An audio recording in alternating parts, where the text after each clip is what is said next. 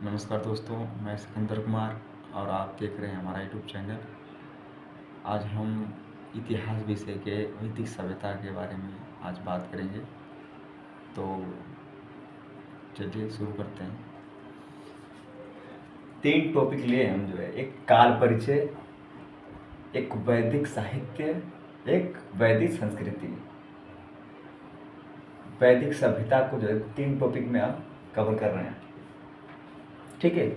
तो काल परिचय, वैदिक साहित्य और वैदिक संस्कृति। तो हम इसको लेते हैं काल परिचय को। तो काल परिचय में 5 जो है सब हेडिंग मान सकते हैं। सब हेडिंग में समय काल, काल विभाजन, नामकरण, आर्य कौन थे और भौगोलिक विस्तार, और ले सकते हैं इनका मूल निवास स्थान, मूल निवास स्थान, मूल निवास स्थान, ठीक।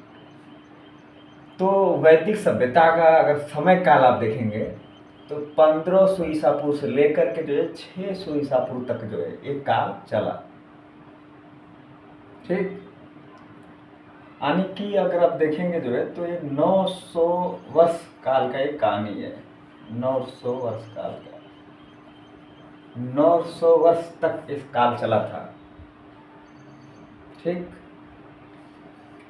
अगर इसको हम काल विभाजन करें जो है 1500 ईसा पूर्व को 600 ईसा पूर्व को हम अगर विभाजन करें तो 2 वर्गों में जो है हम इसके विकास के आधार पे, डेवलपमेंट के आधार पे जो है हम 2 वर्गों में वर्गीकृत कर सकते हैं। एक हमारा बनता है पूर्व वैदिक काल, पूर्व वैदिक काल, इसको हम ऋग वैदिक काल भी कहते हैं। ऋग वैदिक काल क्यों कहते हैं इसको? क्योंकि इस काल की जानकारी, पूर्व वैदिक काल की जानकारी जो है सिर्फ हमें किससे मिलता है? तो ऋग्वेद से मिलता है। केवल पूर्व वैदिक काल की जानकारी हमें केवल ऋग वैदिक काल से मिलता है। इस वजह से जो है इसको हम पूर्व वैदिक काल को हम ऋग वैदिक काल भी कहते हैं। ऋग वैदिक काल ही कहते हैं, ऋग वैदिक काल भी कहते हैं, ठीक। क्यों कहते हैं? क्योंकि पूर्व वैदिक काल की जानकारी सिर्फ जो है ऋग वैदिक काल में मिलता है, इसी कारण जो है हम इसे ऋग वैदिक काल भी कहते हैं। इसका टाइम पीरियड आप देखेंगे जो है तो 1500 से जो है 1500 ईसा पूर्व से 1000 ईसा पूर्व तक जो है काल चला, यानी कि 500 साल तक काल चला। कितना चला है? 500 काल तक चला, 500 वर्ष चला। ये काल कितना चला? 500 वर्ष तक जो है, ठीक। दूसरा देखते हैं उत्तर वैदिक काल। उत्तर वैदिक काल, उत्तर वैदिक काल की जानकारी हमें जो है सामवेद से मिलता है, यजुर्वेद से मिलता है, अथर्ववेद से मिलता है। इस वजह से जो है इसको हम उत्तर वैदिक काल कहते हैं। इसका अगर टाइम फ्रेम देखेंगे आप तो 1500 ईसा पूर्व से 1000 ईसा पूर्व से जो है 1000 ईसा पूर्व से लेकर 600 ईसा पूर्व तक जो है एक काल चला। यानी कितना चला है? 400 वर्ष, 400 वर्ष तक एक काल चला, ठीक। 400 वर्ष तक काल चला। ये इसका काल विभाजन है, ठीक। पूर्व वैदिक काल और उत्तर वैदिक काल, ठीक है। अगर इसका नामकरण देखेंगे आप कि इसको हम वैदिक सभ्यता क्यों कहते हैं, इसको वैदिक सभ्यता के नाम से क्यों जाना जाता है, तो देखिए वैदिक सभ्यता नाम जो है इसके स्रोत के कारण बना है। वैदिक सभ्यता का नाम किसके कारण बना है? तो वैदिक सभ्यता जो नाम पड़ा है इसके स्रोत के कारण बना है नाम। क्या स्रोत? तो वैदिक जो काल हम कहते हैं, वैदिक काल, वैदिक सभ्यता, तो बेसिकली क्या है कि इसका जो स्रोत है वो स्रोत सिर्फ जो वेदों का है। इसकी जानकारी हमें वेदों से प्राप्त होता है, वेदों से प्राप्त होता है। किससे प्राप्त होता है? वेदों से प्राप्त होता है, या बोल सकते हैं वैदिक साहित्य से प्राप्त होता है, केवल वैदिक साहित्य से। देखिए इसका स्रोत जो है केवल वेद से होता है, साहित्य से। इसका आप जो है पुरातात्विक जो है साक्ष्य एविडेंस नहीं है, पुरातात्विक एविडेंस नहीं है। वैदिक काल का जो है, वैदिक सभ्यता का जो है पुरातात्विक एविडेंस नहीं मिलेगा आपको, ठीक। केवल जो है साहित्य वेदों से प्राप्त होता है। पुरातात्विक क्यों नहीं मिलता है? क्योंकि देखिए वैदिक काल के लोग जो है ऐसा नहीं कि जो है वो लिखना नहीं जानते थे, लिखना पढ़ना सब कुछ जानते थे, लेकिन कोई पुरातात्विक साक्ष्य एविडेंस नहीं मिला। अब जैसे ये क्या किस पे लिखते थे? जो है 3 चीज पे लिखते थे जो है। एक था जो है पत्तों पे लिखते थे, पत्तों पे आए, और जो है बम्बू स्टिक पे लिखते थे, बम्बू स्टिक पे, और जो चमड़े पे लिखते थे लोग, चमड़े पे लिखते थे, जो कि तीनों विनष्टशील सामग्री है। पत्ते और बम्बू स्टिक और चमड़े तीनों विनष्टशील सामग्री समय के अनुसार जो नष्ट हो गया, ठीक। लेकिन इनका जो है पहली बार जो है इस वैदिक साहित्य संकलन किया गया गुप्त काल में जो है। नहीं तो एक परंपरा थी जो है यहाँ इसमें जो है कि एक पीढ़ी दूसरे पीढ़ी को ट्रांसफ़र करके जो है इन चीज़ों को याद करके ट्रांसफ़र करके रखने का जो है इनके पास वो परंपरा था। ऐसा कि मतलब एक पीढ़ी दूसरी पीढ़ी को ज्ञान को ट्रांसफ़र करते थे जो है, जिस वजह से जो है गुप्त काल में पहली बार जो है उसको लिखने का, लिपिबद्ध करने का जो है प्रयास किया गया, ठीक। तो इसका स्रोत क्या है? वेदों से प्राप्त होने के कारण, वैदिक साहित्य से जानकारी मिलने के कारण जो है इसको बोला जाता है कि वैदिक साहित्य या वैदिक काल या वैदिक सभ्यता, ठीक। इसका नामकरण जो है वेदों से मिलने के कारण पड़ा। अब देखते हैं आर्य के बारे में। तो आर्य जो है अगर उद्भव देखेंगे इनका जो है, तो आर्य जो 3 शब्द से, शाब्दिक अर्थ जो 3 शब्द में आप समझ पाएंगे, जो है 3 शब्दों से इसका अर्थ निकलता है। जैसे एक शब्द होता है संस्कृत में अरि, अरि का मतलब होता है विदेशी, विदेशी नवागंतुक, विदेशी नवागंतुक, ठीक। तो और इससे आर्य कहा जाने लगा होगा, क्योंकि जो आर्य आए थे वो बाहर से आए थे, तो औरी कहते कहते आर्य कहा जाने लगा होगा, ऐसा विद्वानों को मानना है, ठीक। दूसरा शब्द मिलता है अर्य, दूसरा शब्द मिलता है अर्य, अर्य जिसका अर्थ होता है उत्पादन सामर्थ्य, उत्पादन सामर्थ्य, उत्पादन सामर्थ्य, ठीक। तो अर्य से जो है आर्य कहा जाने लगा होगा, ऐसा मानना है। अर्य कहते कहते आर्य हो गया होगा, ऐसा मानना है जो विद्वानों का। तीसरा शब्द आता है आर्य, आर्य। भारतीय इतिहास में आर्य का जो है, आर्य जो है वीआईपी गणमान्य लोगों के लिए प्रयोग होता था, वीआईपी या गणमान्य लोगों के लिए। जिन्हें हम कहते हैं श्रेष्ठ कम्युनिटी के लिए इस शब्द का इस्तेमाल किया जाता था, श्रेष्ठ जन के लिए। तो जो बाहरी जो आर्य आए थे वो खुद को आर्य बोलते थे, खुद को क्या बोलते थे? आर्य। और यहाँ के जो लोग थे जो है उनको बोलते थे अनार्य। यहाँ के लोगों को क्या बोलते थे? अनार्य,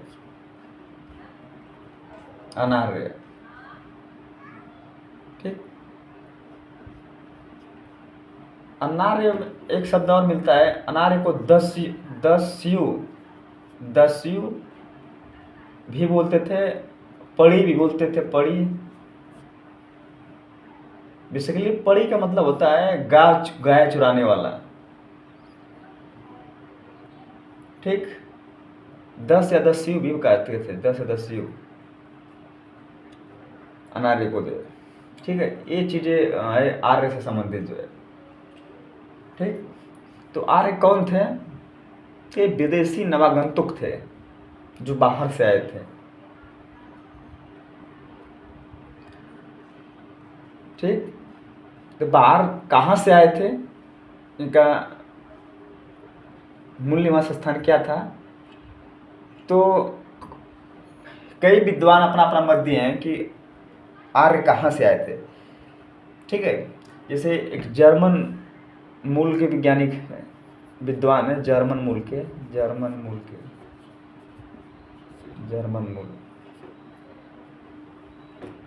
मैक्स मूलर साहब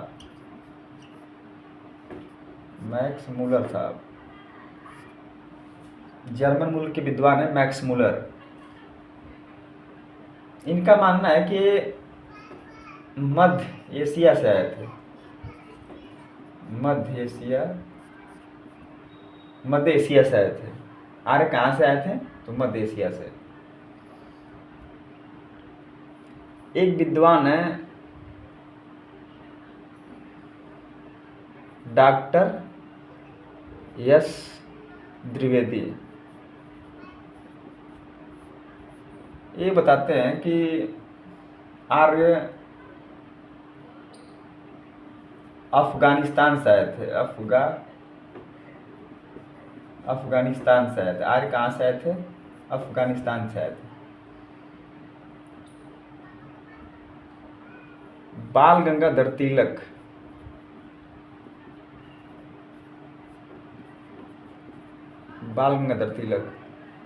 ये कहते थे जो है कि आर्य ध्रुवी प्रदेश से आए हैं,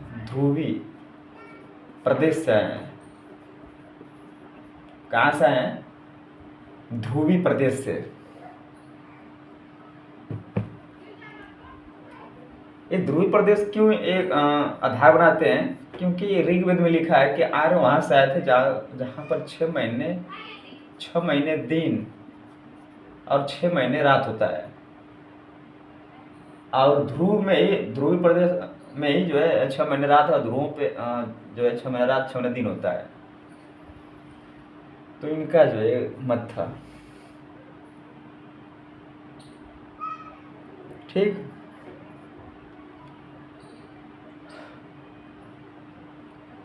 दयानंद सरस्वती, ये क्या कहते हैं कि इनका मत है कि ये तिब्बत के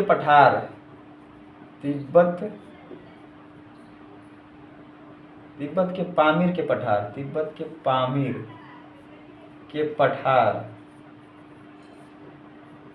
से आए थे, इनका मानना है दयानंद सरस्वती का। ठीक।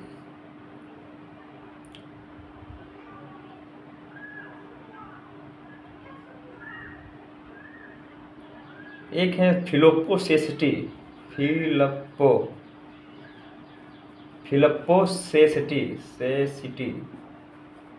इनका कहना है कि आर्य यूरोप से आए थे। ठीक। एक पेनिका महोदय, इनका कहना है कि दक्षिणी यूरोप से आए थे। इनका मत है। एक नेहरिंग मिलेंगे, नेहरिंग विदेशी हैं। इनका नेहरिंग का कहना है कि दक्षिणी रूस से आए थे। आर्य कहाँ से आए थे? तो दक्षिणी रूस से आए थे। ये क्या आधार बनाते हैं? इनका कहना है कि दक्षिणी रूस में घास का मैदान है, वहाँ पे प्राकृतिक रूप से घोड़े पाए जाते हैं और पैदा होते हैं, मरते दर पीढ़ी यहाँ पे प्राकृतिक रूप से ही मतलब उत्पन्न होते हैं। और आर्य जो घोड़े से आए थे, तो वो इससे साम्यता कर करके अपना मत देते हैं कि दक्षिणी रूस से आए थे। ठीक है, इतने विद्वानों में सबसे तार्किक और प्रमाणित रूप से जो है प्रस्तुत केवल जर्मन जो मूल थे जो है मैक्समुलर साहब, ये प्रस्तुत कर पाए। कैसे करें प्रस्तुत किए? ये क्या किनको आधार बनाते हैं? तो ये जो है बोगज गोई अभिलेख है, बोगज गोई अभिलेख है। ये बोगज गोई अभिलेख कहाँ मिलता है? तो तुर्क एशिया माइनर में, तुर्क एशिया माइनर में आपको ये बोगज गोई अभिलेख मिलता है मध्य एशिया में। ठीक है, तो इसमें क्या लिखा गया है? तो बोगज गोई अभिलेख में लिखा गया है, समझौते कराया गया है। दो कबीले हैं, हितन्नी और मितन्नी। दोनों कबीले में लड़ाई होने के बाद समझौता किया गया है। समझौता क्या किया गया? तो दोनों कबीला एक दूसरे से कसम खा रहे हैं 4 देवता का, इंद्र, मित्र, वरुण और नासत्य। ठीक है, यही 4 देवता भारत जो ऋग्वैदिक काल है उसमें 4 देवता का जिक्र है। 4 देवता का जिक्र है। 4 देवता नहीं, 3 देवता का जिक्र मिलता है, इंद्र, मित्र, वरुण और नासत्य का नहीं है।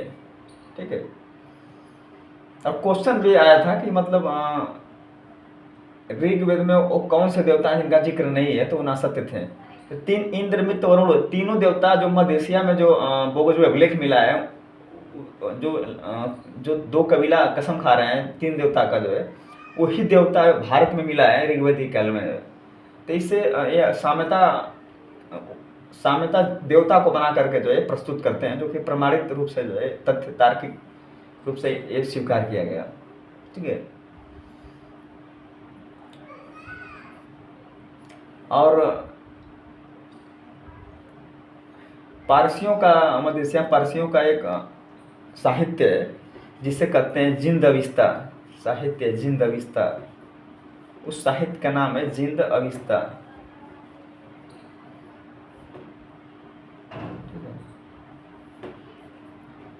तो इनका कहना है कि जब हम भारत में आए थे जो है, तो बड़े बड़े गढ़ी थे, उन गढ़ियों को तोड़ना बड़ा कठिन था। और हम अपने देवता को जो अहुरमज़दा कहते हैं, उन अहुरमज़दा उस देवता को हम जो आह्वान करके जो है उस गढ़ियों को तोड़े। तो अहुरमज़दा इनका देवता है, अहुरमज़दा, जो कि अहुरमज़दा का ही भारत में वरुण देवता से साम्यता बताया जाता है कि जो अहुरमज़दा जो जिंदवितम जो देवता हैं, वही देवता बेसिकली वरुण को कहा जाता है। ठीक है, तो ये आधार बनाते हैं जो कि तार्किक रूप से ठीक माना जाता है। ठीक है, तो हम आर्य के बारे में बता चुके हैं। ठीक है, कोई भी आपको डाउट हो तो एक बार बताना हमें जो है। ठीक है, कमेंट में। अब देखते हैं भौगोलिक विस्तार को।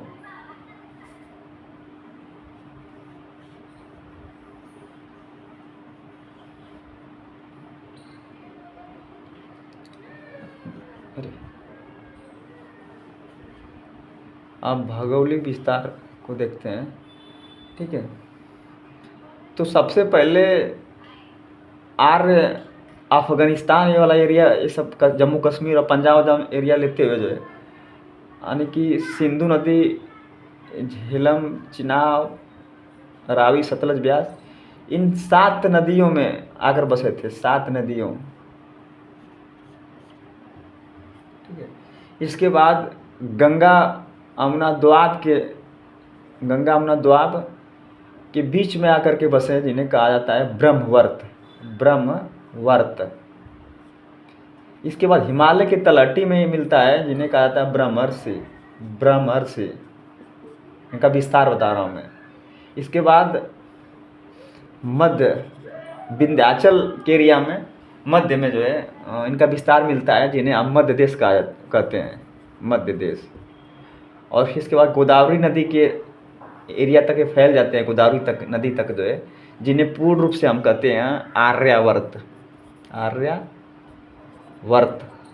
इनका एक भौगोलिक विस्तार है। ठीक है, तो हम 5 टॉपिक जो सब हेडिंग था इसको कवर कर चुके हैं। अब हम चलते हैं वैदिक साहित्य में। ठीक,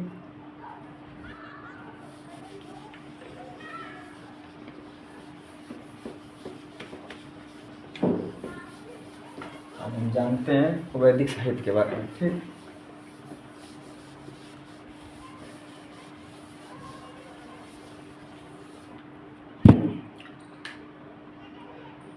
अब लेते हैं टॉपिक वैदिक साहित्य।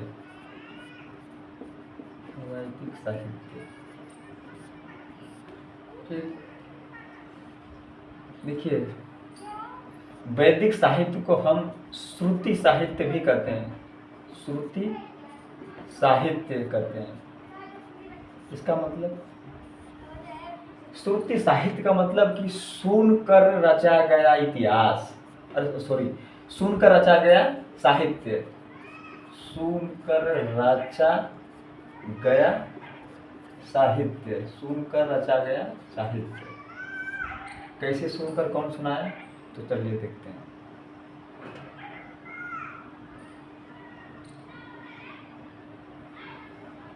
वैदिक साहित्य 4 प्रकार के होते हैं, 4 प्रकार के हैं। जैसे पहला वेद,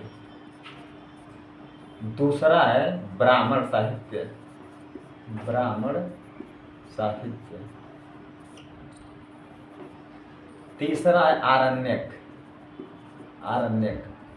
चौथा है उपनिषद। चौथा क्या है, उपनिषद। वैदिक साहित्य कितने हैं, तो 4 वैदिक साहित्य। ठीक है, कौन कौन, एक है वेद, दूसरा ब्राह्मण साहित्य, तीसरा आरण्यक, चौथा उपनिषद। 4 वैदिक साहित्य हैं। ठीक है, तो चलिए चलते हैं। देखिए वेद जो वेद के बाद ब्राह्मण साहित्य, ऋषियों ने क्यों मतलब ये साहित्य लिखा, तो इस साहित्य लिखने का उद्देश्य उनका था कि जो वेद जो छंदोबद्ध गाथा के रूप में है, जो जटिल फॉर्म में है, जो पोइट्री फॉर्म में है, उनको सरलीकृत करके सरल भाषा में प्रस्तुत करने का प्रयास ब्राह्मण साहित्य में किया गया है। जो छंदोबद्ध गाथा के रूप में है, पोइट्री फॉर्म में है, उसको सरल रूप में सरलीकृत करने के लिए ब्राह्मण साहित्य ऋषियों ने जो है एक किताब लिखा। आरण्यक क्यों किताब लिखी आरण्यक, तो आरण्यक साहित्य का उद्देश्य था कि जो वेद का जटिल स्वरूप है, जो दार्शनिक पक्ष है, सॉरी, आरण्यक साहित्य लिखने का जो है उद्देश्य था कि वेद में जो दार्शनिक पक्ष हैं, जो वेद में दार्शनिक पक्ष हैं, उसको आरण्यक में, जितने दार्शनिक पक्ष आरण्यक में लिखा गया है। और ये बताया गया है कि वेदों के जो दार्शनिक पक्ष, जो दर्शन है, उनको हम किसी एकांत में, एकांत वातावरण में, अगर एकांत वातावरण में अगर पढ़ेंगे तो ही समझ पाएंगे, अच्छे से समझ पाएंगे कि दार्शनिक पक्ष को, दर्शन को। तो आरण्यक साहित्य लिखा गया। इसके बाद उपनिषद, उपनिषद को आप देखेंगे तो उप धनिस और धन द, तीनों का अर्थ अगर मिला के आप देखेंगे तो समीप बैठकर ज्ञान की प्राप्ति करना, ज्ञान की प्राप्ति करना, समीप बैठकर ज्ञान की प्राप्ति करना। कौन किसके समीप बैठेगा और कौन से ज्ञान प्राप्त करेगा, तो वेद जो है ईश्वरीय ज्ञान है।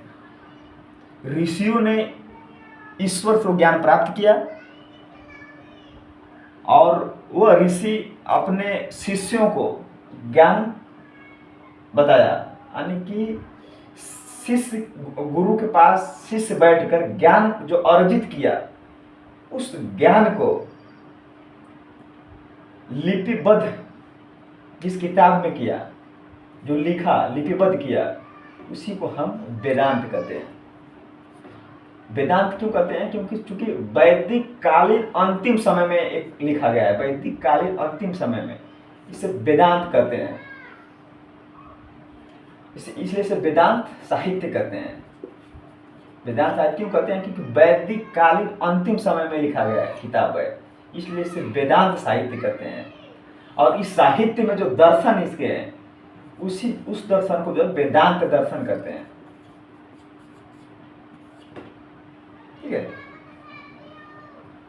तो उपनिषद का ये मतलब है। उपनिषद किसी आस्था पे आधारित नहीं है, आस्था पर आधारित नहीं है, बल्कि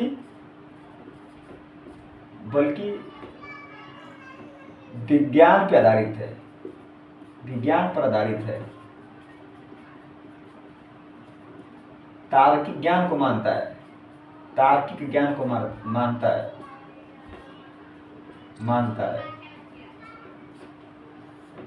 इसका परिणाम क्या हुआ? परिणाम ये हुआ कि जो उत्तर वैदिक काल में जो गड़बड़ियां पैदा हुआ, जो कर्मकांड जो असफल हुए, उपनिषद का ही परिणाम है, जो कि नास्तिक धर्म दर्शन जैसे जैन बौद्ध इस धर्म का जो है उद्भव हुआ, वेदांत का ही जो है एक रूप माना जाता है। ठीक है, तो आप देखें वैदिक साहित्य 4 हो गए, वेद, ब्राह्मण साहित्य, आरण्यक, उपनिषद। चारों को आप समझ लें कि ब्राह्मण साहित्य का मतलब क्या होता है, आरण्यक का मतलब क्या होता है, उपनिषद का मतलब क्या होता है। ठीक है, अब देखते हैं हम वेद को देखते हैं। ठीक, 4 वेद हैं, ऋग्वेद, यजुर्वेद,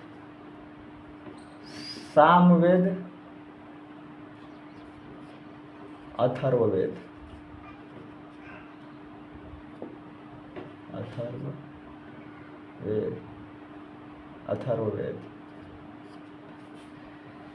ठीक, ऋग्वेद को हम ऋग संहिता भी कहते हैं, ऋग संहिता, ऋग प्लस संहिता। ऋग संहिता क्यों कहते हैं? ऋग मतलब होता है स्तुति करना, स्तुति करना। किसका स्तुति? तो देवताओं का, इसलिए इसे देव स्तुति कहा जाता है। देव स्तुति, स्तुति का मतलब होता है कि गुणगान करना। ठीक, तो इसको ऋग्वेद को देव स्तुति भी कहा जाता है। यजुर्वेद, यजुर प्लस संहिता भी कहते हैं। यजुर का मतलब होता है कर्मकांड, यजुर का मतलब होता है कर्मकांड, तो एक कर्मकांडी वेद है। सामवेद, साम प्लस संहिता कहते हैं। साम का मतलब होता है गायन, गायन से संबंधित है।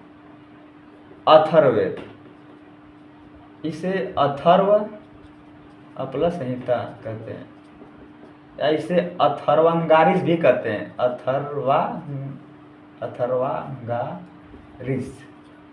अथर्वांगारिस क्यों कहते हैं?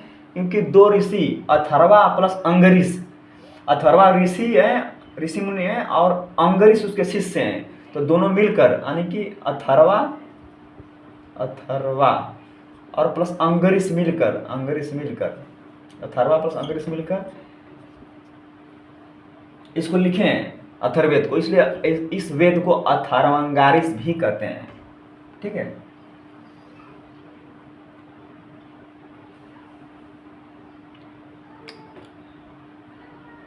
ठीक है। हर वेद के अपना एक ब्राह्मण साहित्य है, हर वेद का अपना एक आरण्यक है, हर वेद का अपना एक उपनिषद है। तो देखिए ऋग्वेद का अगर ब्राह्मण साहित्य आप देखेंगे, ब्राह्मण साहित्य तो तैतरी है, ऐतरे कौशितकी, तकी, ऐतरे कोशितकी। ब्राह्मण भी है इसका और आरण्यक भी इसका है, ऐतरे कोशितकी। क्योंकि ये दो ऋषि मुनि है, ऐतरे साहब और कोशितकी, दो ऋषि मुनि है, इन्हीं के नाम पर रखा गया है। ऐतरे भी ऋषि मुनि है, कोशितकी भी है, दो ऋषि मुनि के नाम पर रखा गया है। ऐतरे कोशितकी, कोशितकी, ऐतरे कोशितकी, ठीक है। ऐतरे कोशितकी, इसका उपनिषद भी वही है, उपनिषद ऐतरे सेम वही है, ऐतरे कोशितकी, कोशितकी, ठीक है। अजुर्वेद, अजुर्वेद, ठीक है। अजुर्वेद जो है दो खंड में है, एक भाग आता है कृष्ण यजुर्वेद, कृष्ण, और एक है शुक्ल। तो कृष्ण का आप देखेंगे ब्राह्मण साहित्य तो तैतरी है, तैतरी,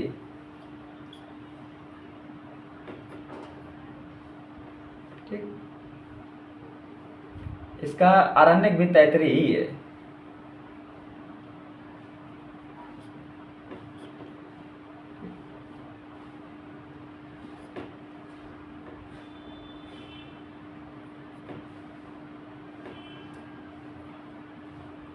उपनिषद तैतरीयोप, तैतरीयोपनिषद और श्वेताश्वर, श्वेताश्वर उपनिषद और मैत्रायणी उपनिषद, मैत्रायणी उपनिषद,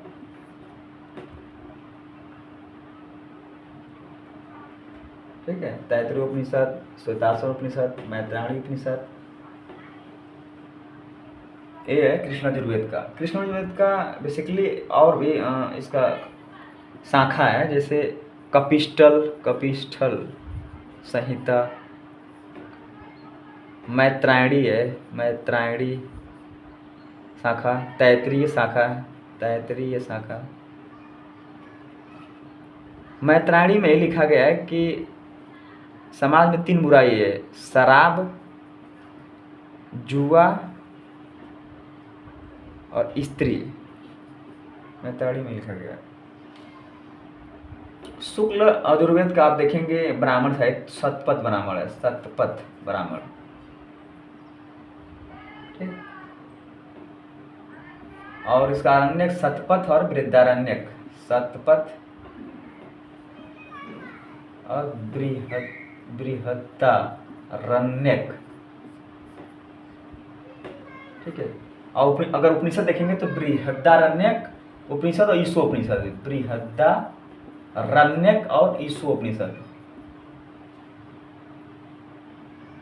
सामवेद का देख लेते हैं, सामवेद, सामवेद का अगर ब्राह्मण साहित्य देखेंगे तांड जैमिनी, तांड जैमिनी, ठीक है। अगर आप आरण्यक देखेंगे तो जैमिनी छांदोग्य, जैमिनी छांदोग्य, जैमिनी छांदोग्य।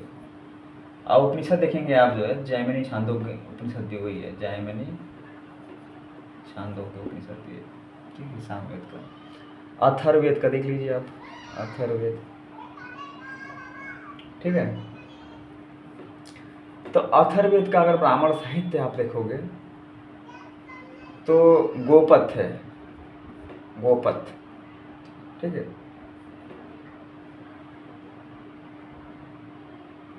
आरण्यक आप देखेंगे जो है, अथर्ववेद का आरण्यक नहीं होता है। उपनिषद है मुंडक उपनिषद, मुंडक, मांडुक्य, मांडुक्य और प्रश्नो,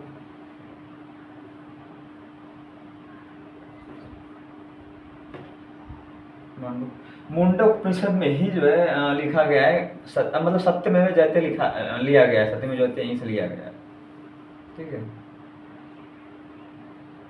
तो ये वेद का जो ब्राह्मण साहित्य और अन्य का उपनिषद आपको बताएं, ठीक है।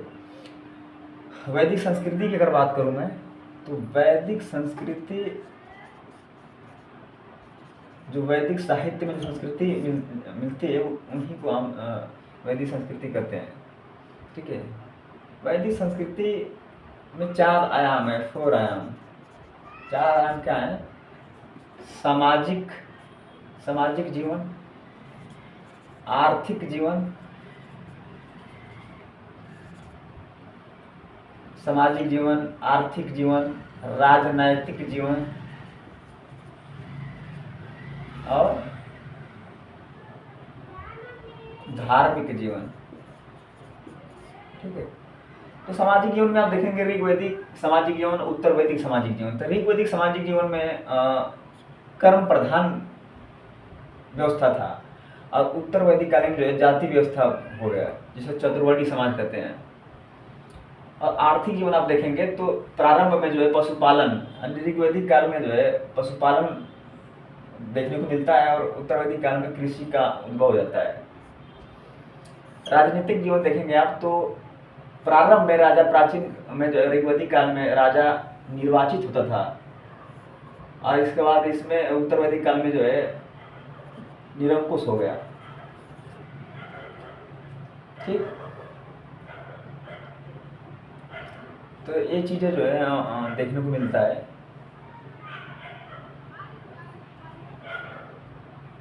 हाँ, धार्मिक जीवन आप देखेंगे तो प्रारंभ में जो है सरल और कर्मकांड होते थे, लेकिन बाद में जटिल स्वरूप हो गया धार्मिक जीवन का। बहुत सी बुराइयां आ गई उत्तर वैदिक काल में जो धार्मिक को लेकर। तो हम इतने टॉपिक कवर किए हैं, 3 जो था वैदिक सभ्यता के बारे में। और कोई और कुछ जानकारी चाहिए तो कमेंट बॉक्स में बताइए, हम बिल्कुल उस पर वीडियो बनाएंगे। ठीक है, धन्यवाद, थैंक यू।